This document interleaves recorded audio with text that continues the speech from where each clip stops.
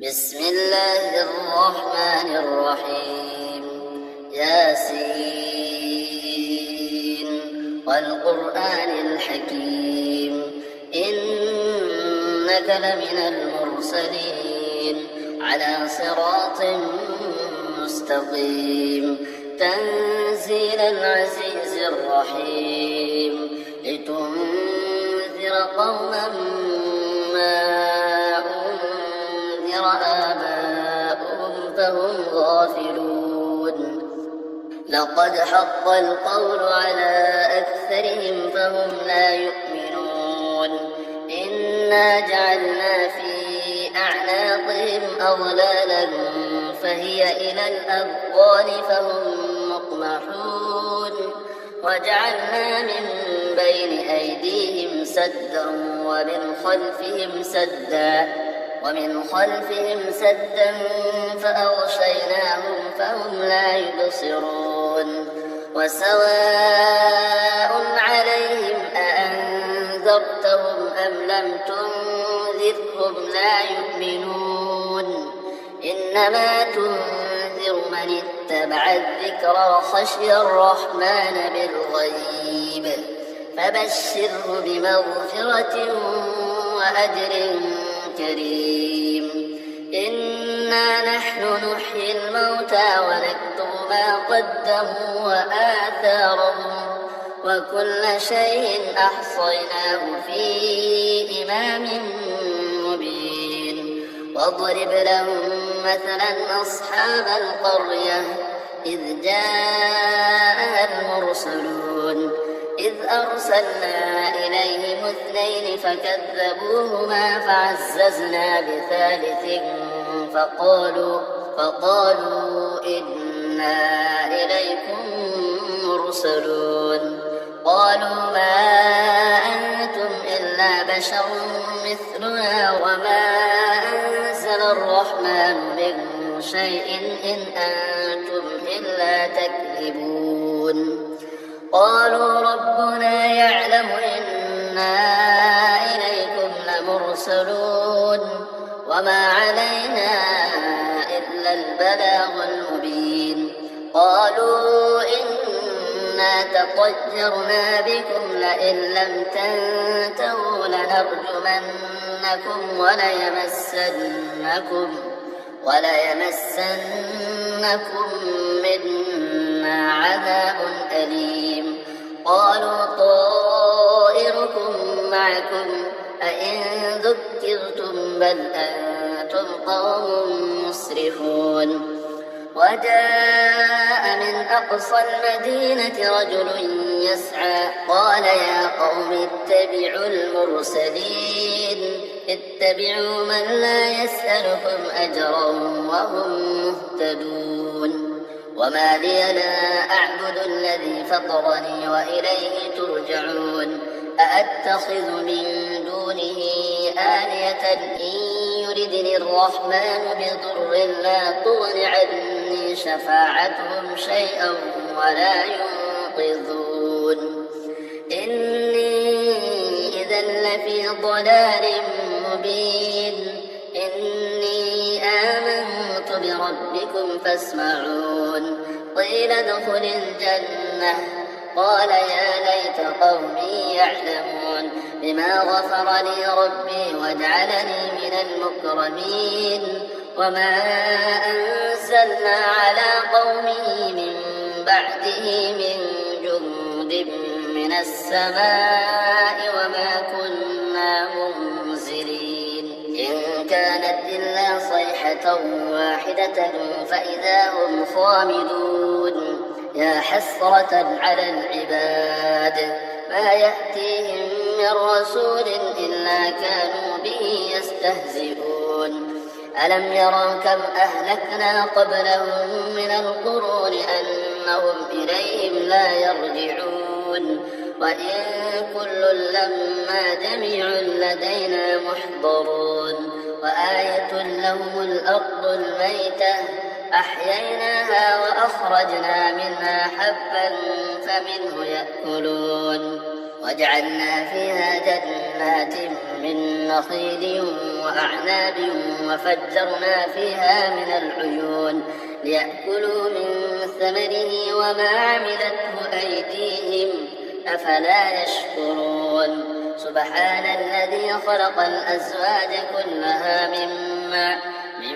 تنبت الأرض ومن أنفسهم ومما لا يعلمون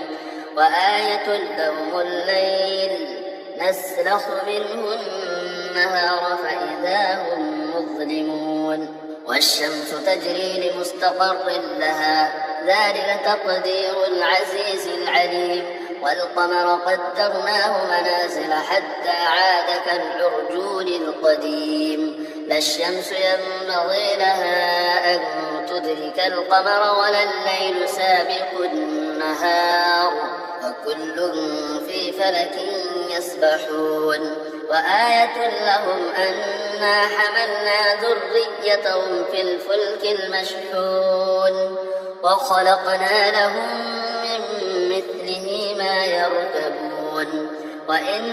نشأ نغرقهم فلا صريخ لهم ولا هم ينقذون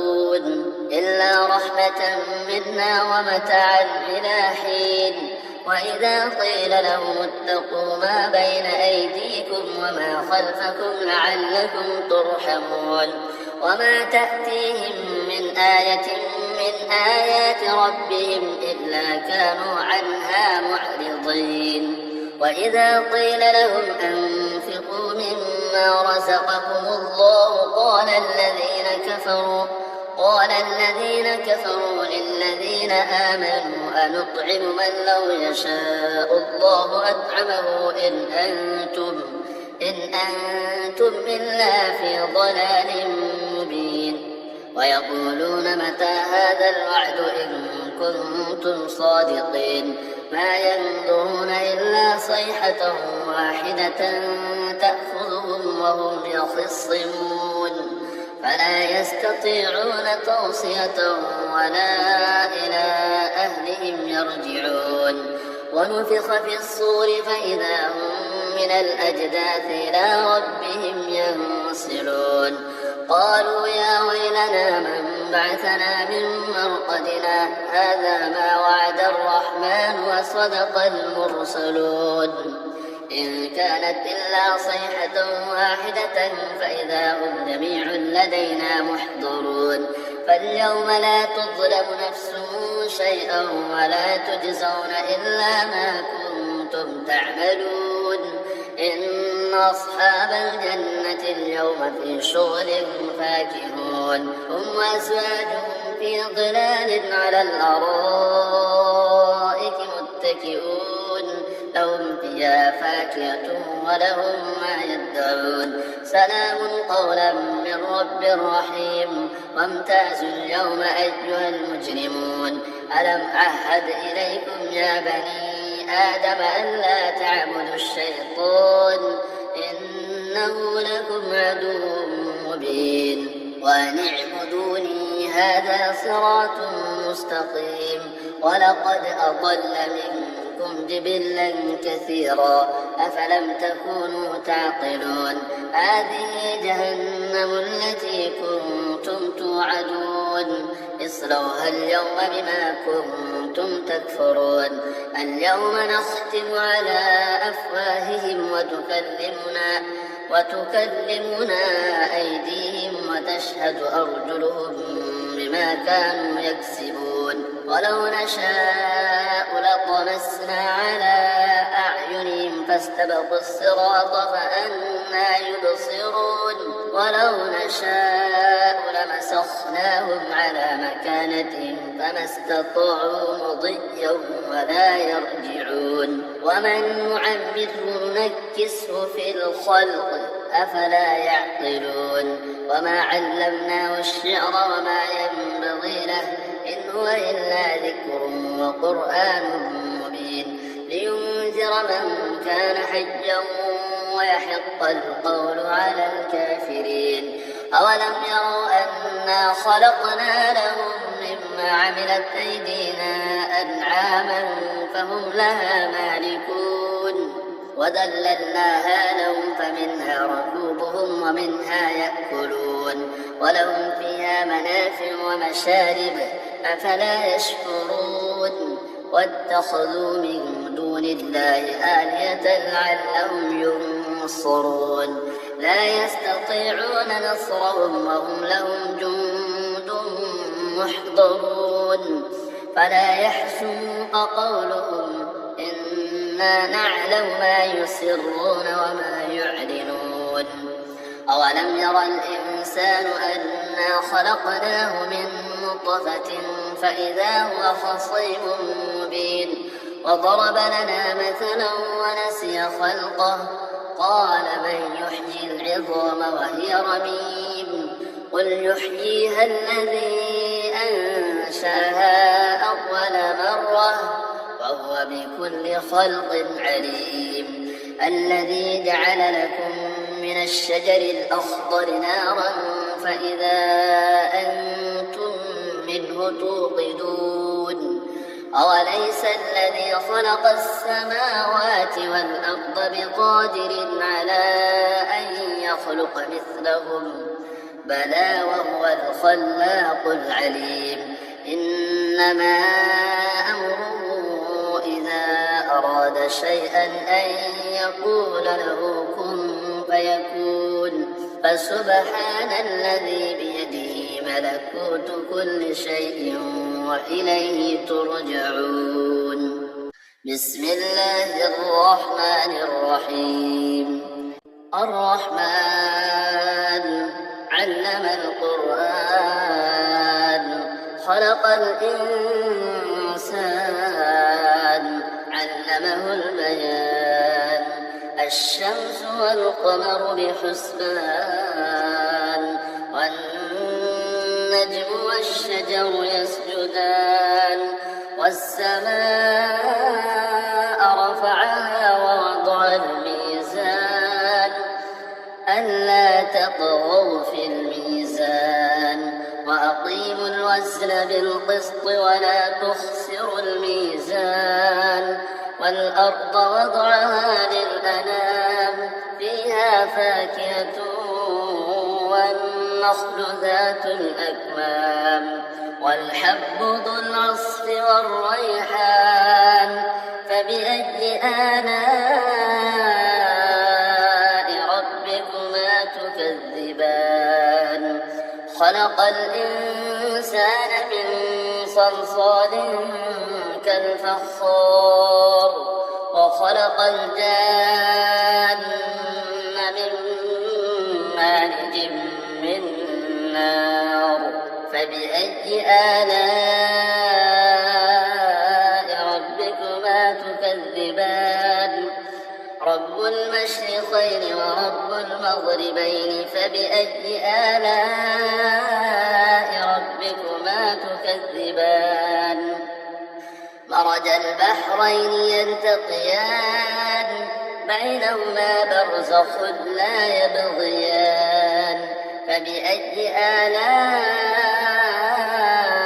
ربكما تكذبان يخرج منهما اللؤلؤ والمرجان فبأي آلاء ربكما تكذبان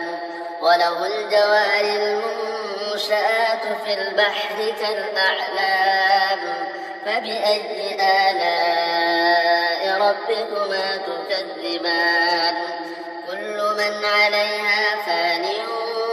ويبقى وجه ربك ذو الجلال والإكرام فبأي آلاء ربكما تكذبان يسأله من في السماوات والأرض كل يوم هو في شأن فبأي آلاء ربكما تكذبان سنفرغ لكم أيها الثقلان فبأي آلاء ربكما تكذبان يا معشر الجن والإنس إن استطعتم أن أن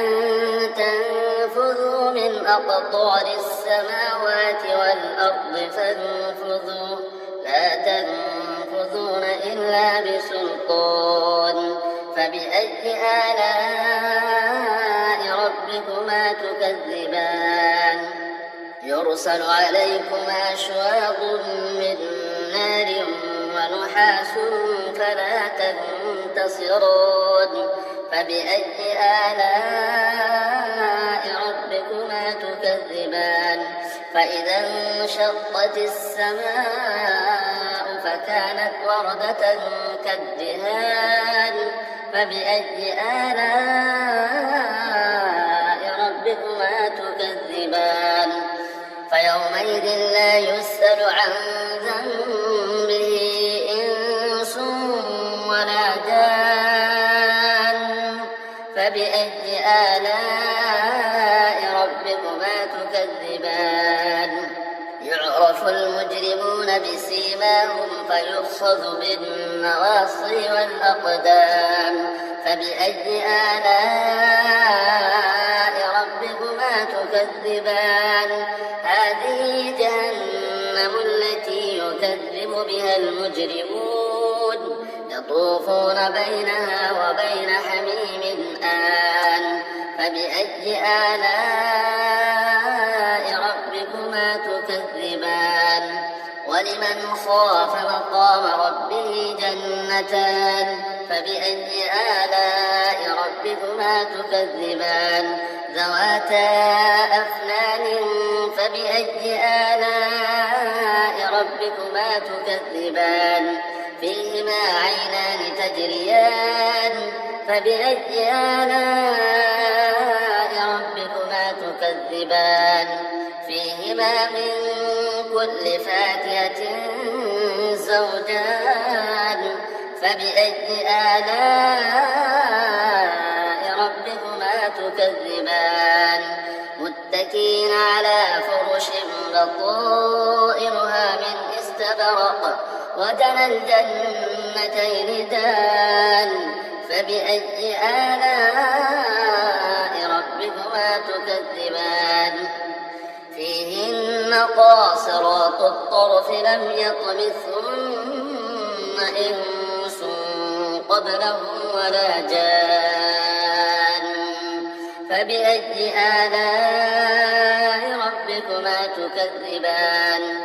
كأنهن الياقوت والمرجان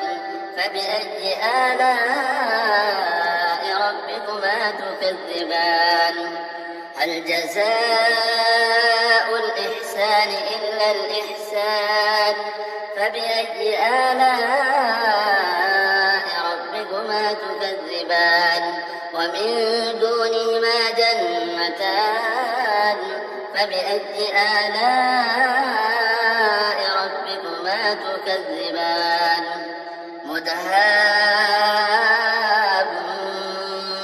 مدهامتان فبأي آلاء ربكما تكذبان فيهما عينان نضاختان فبأي آلاء ربكما تكذبان فيهما فاكهة والنخل والرمان فبأي آلاء ربكما تكذبان فيهن خيرات حسان فبأي آلاء ربكما تكذبان حور مقصورات في الخيام فبأي آلاء ربكما تكذبان لم يطمثهن إنس قبلهم ولا جان فبأي آلاء ربكما تكذبان متكئين على رفرف خضر وأبقري حسان فبأي آلاء ربكما تكذبان تبارك اسم ربك ذي الجلال والإكرام بسم الله الرحمن الرحيم تبارك الذي بيده الملك وهو على كل شيء قدير الذي خلق الموت والحياة ليبلوكم أيكم أحسن عملا وهو العزيز الغفور الذي خلق 7 سماوات طباقا ما ترى في خلق الرحمن من تفاوت فارجع البصر هل ترى من فطور ثم ارجع البصر كرتين ينقلب إليك البصر خاسئا وهو حسير ولقد زينا السماء الدنيا بمصابيح وجعلناها رجوما للشياطين وأعتدنا لهم عذاب السعير وللذين كفروا بربهم عذاب جهنم وبئس المصير إذا ألقوا فيها سمعوا لها شهيقا وهي تفور تكاد تميز من الغيظ كلما ألقي فيها فوج سألهم خزنتها ألم يأتكم نذير قالوا بلى قد جاءنا نذير فكذبنا وقلنا ما نزل الله من شيء إن أنتم إلا في ضلال كبير وقالوا لو كنا نسمع أو نعقل ما كنا في أصحاب السعير فاعترفوا بذنبهم فسحقا لأصحاب السعير إن الذين يخشون ربهم بالغيب لهم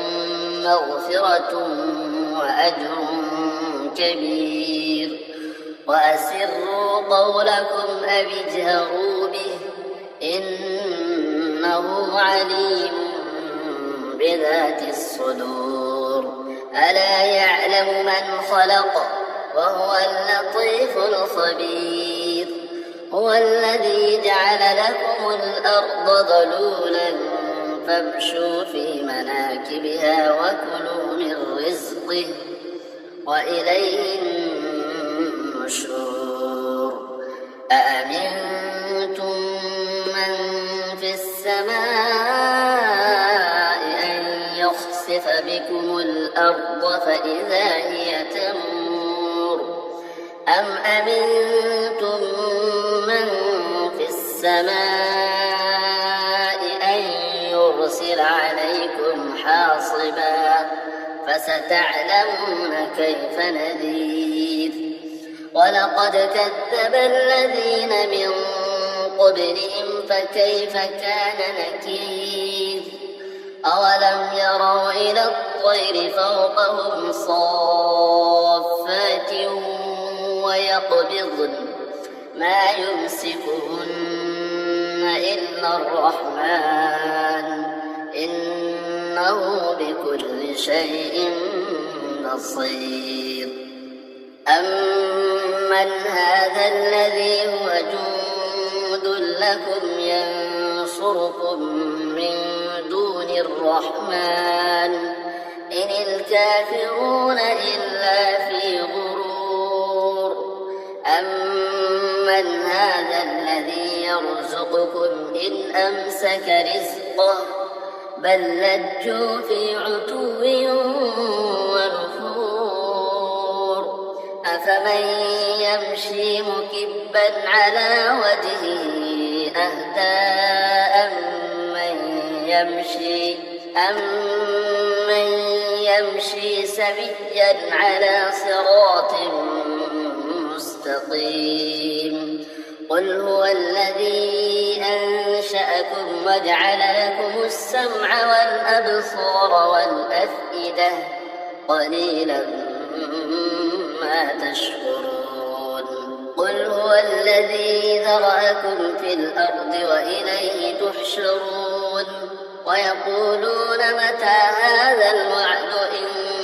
كنتم صادقين قل إنما العلم عند الله وإنما أنا نذير مبين فلما رأوا زلفة